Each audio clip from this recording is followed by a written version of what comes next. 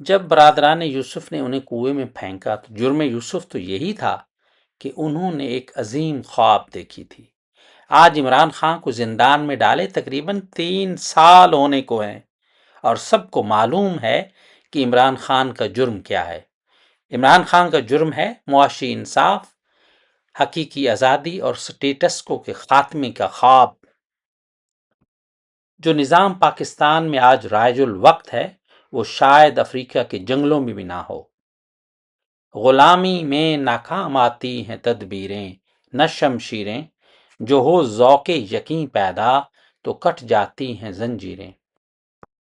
سامعین، جب مسلم کا دور عروج تھا تو ہم مسلمان تھے، نہ ہم سنی تھے نہ ہی شیعہ، اور ہم ذہنی اور عملی طور پر صرف اللہ کے بندے اور محمد رسول اللہ کی امتی تھے۔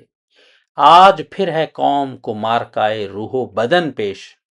انشاءاللہ اب جب نشاط ثانیہ اسلام کے لیے مسلمانوں کو پھر سے معاشی معاشرتی نظریاتی تراشے ہوئے بتوں کو پاش کر کے یہ ذوق یقین پیدا کرنا ہوگا ان القوت للہ جمیعا، بے شک تمام قوتوں کو مالک اللہ ہے۔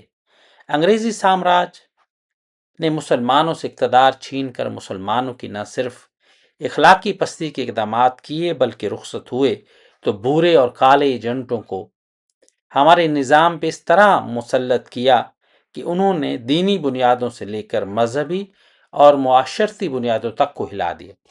آپ کو معلوم ہے کہ اسلام میں نہ تو کوئی پاپائیت ہے اور نہ ہی دین اسلام کوئی کاروبار ہے، بلکہ یہ تو نظام زندگی ہے جہاں مومن کاری نظر آتا ہے، حقیقت میں ہے قرآن۔ برصغیر کے مسلمانوں نے اپنے علیحدہ وطن کا تصور اپنے دین پہ قائم کیا۔ پاکستان کا مطلب کیا؟ لا الہ الا اللہ۔ یہ ابتدائی اسلام ہے اور یہ اللہ کے لیے خاص ہے کہ تعظیم اللہ کے لیے، سر جھکے تو صرف اللہ کے سامنے، عبادت صرف اللہ کے لیے، دعا صرف اور صرف اللہ کے لیے۔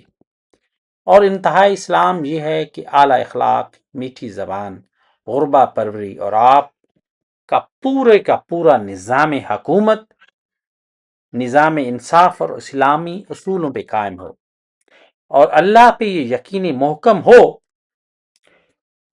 کہ تمام قوتوں کا مالک وہ اللہ ہے، اور پھر والذین آمنوا وشد حب للہ، پھر اہل ایمان کی شدید محبت ہے اپنے اللہ سے کہ وہ اپنی جان تک کی بازی لگا دیتے ہیں۔